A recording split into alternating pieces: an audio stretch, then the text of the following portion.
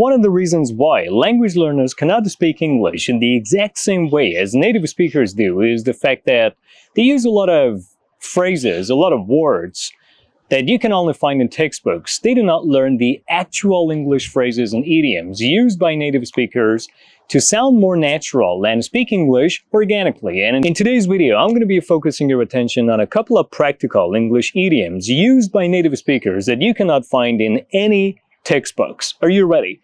Of course you are, so let's get started. The first English idiom is no hard feelings. No hard feelings. Once again, no hard feelings, but why do we use it? What does this phrase mean? And how do we exactly use it? No hard feelings is used to emphasize that you're not angry about something unpleasant that has happened, or you're not annoyed or upset about something. So when something unpleasant happens and you want to emphasize that you're not angry about it, you're not upset about it, you can simply say, hey, no hard feelings. An example of this phrase: I had to pick someone else for the team. That's okay, no hard feelings. I had to pick someone else for the team. That's okay, no hard feelings, which means that's alright. I'm not angry about you picking up someone else for the team or choosing someone else for the team. That's alright, I'm not upset about it. I'm not angry about it. No hard feelings. Now we're getting to the next practical English idiom used by native speakers that you gotta learn to speak a more natural English, to speak like native speakers that you cannot find in any textbooks, which is for crying out loud. For crying out loud. Once again, for crying out loud. You can use this phrase to emphasize that you're frustrated with something, you're disappointed with something, you're angry about something. It's pretty similar to come on. Someone says something annoying, upsetting, frustrating, then you say, oh man, come on. Instead of come on, you can say, for crying out loud, for crying out loud. So for crying out loud can be used in the exact same way as come on. An example of this phrase: for crying out loud, can you just turn off the TV and focus? For crying out loud, can you just turn off the TV and focus? For crying out loud, can you please just turn off the TV and focus? Now we get to the third English phrase commonly used by native speakers that you gotta learn to use in your speech, in your conversations, to sound like native speakers and speak English more naturally and organically, which you cannot find in any English textbooks, which is pull the other one, pull the other one, pull the other one. But what is the meaning of pull the other one? We use pull the other one in order to emphasize that we can't believe what someone is saying. We think that someone is joking with us, we think that someone is kidding us, and we cannot believe what someone is saying because we consider it a joke.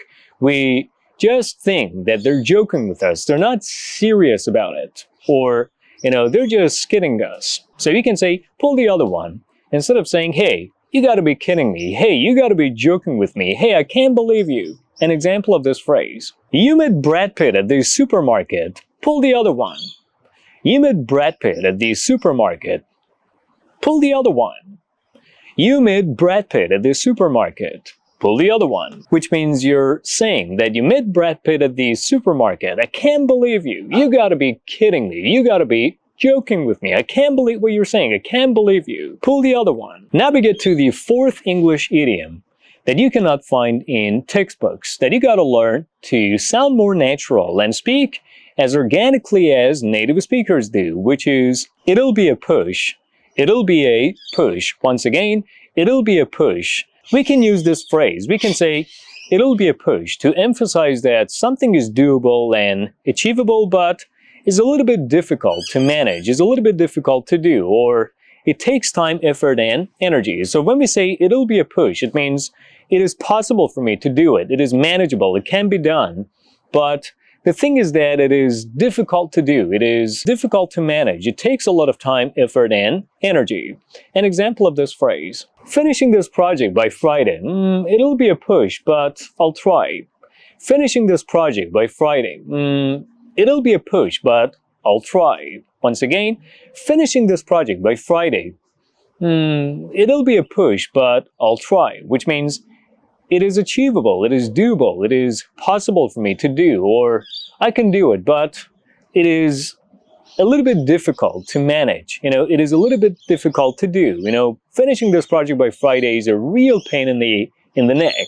It is manageable, doable, but it's a pain in the neck. I have to put a lot of effort into making it happen, so it'll be a push, but I'll try. Now we're getting to the fifth English phrase that you can use in your conversations to make them look more natural and make them look like what has been said by a native speaker, which is, you can't have it both ways. You can't have it both ways. Once again, you can't have it both ways. When we say you can't have it both ways, what we're trying to say is that you can only choose one option between two possible options. You can't have both of them at the same time. You can't choose both of them at the same time. You can only choose one of them, one of the two existing options, because it is not possible to have both of them at the same time. They're conflicting, they contrast, with one another. So you can't have both of them at the same time. You can only have one, or you can only choose one of the two existing options. An example of this phrase: you want more free time and a promotion. You can't have it both ways. You want more free time and a promotion. You can't have it both ways. Once again, you want more free time and a promotion. Well, you can't have it both ways, which means you want a promotion and at the same time you want to have more free time. It is not possible to choose both of them at the same time, because if you get a promotion, you're going to have less time. You got to spend more time working.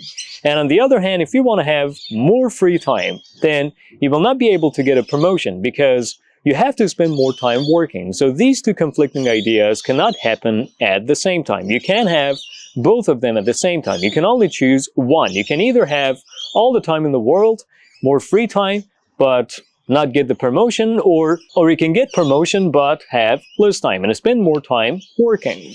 Now we're getting to the sixth English phrase that you need to know to sound like native speakers to make your speech more natural, which is, it's all or nothing.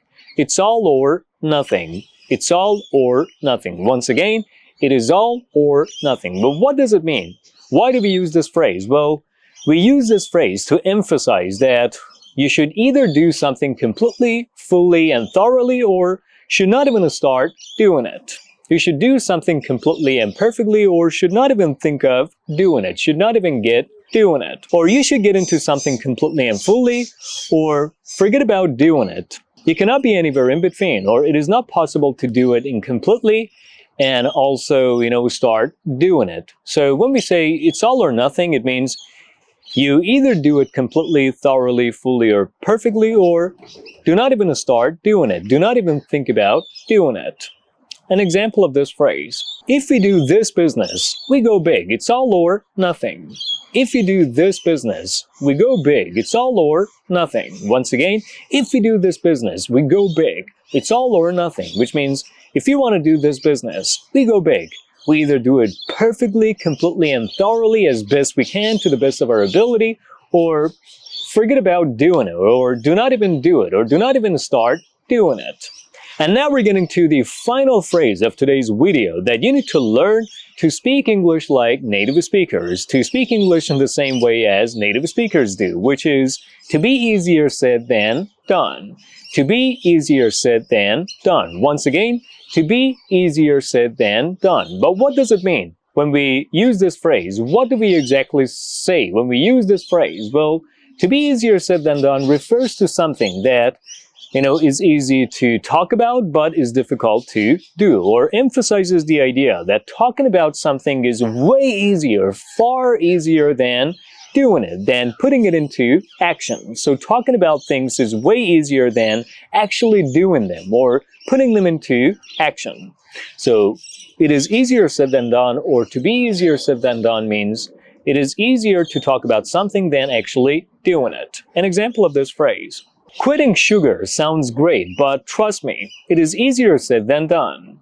Quitting sugar is great, but trust me, it is easier said than done. Once again, quitting sugar is great, but trust me, it is easier said than done, which means quitting sugar is great, but trust me, it is easier to talk about it than to actually do it. Talking about it is far easier, is much easier than actually doing it, than actually putting the whole idea of quitting sugar into action. And that's about all, guys. Thank you for watching today's video. Let's review all these English phrases that you can use to sound like native speakers together once again to make sure that you've learned them perfectly.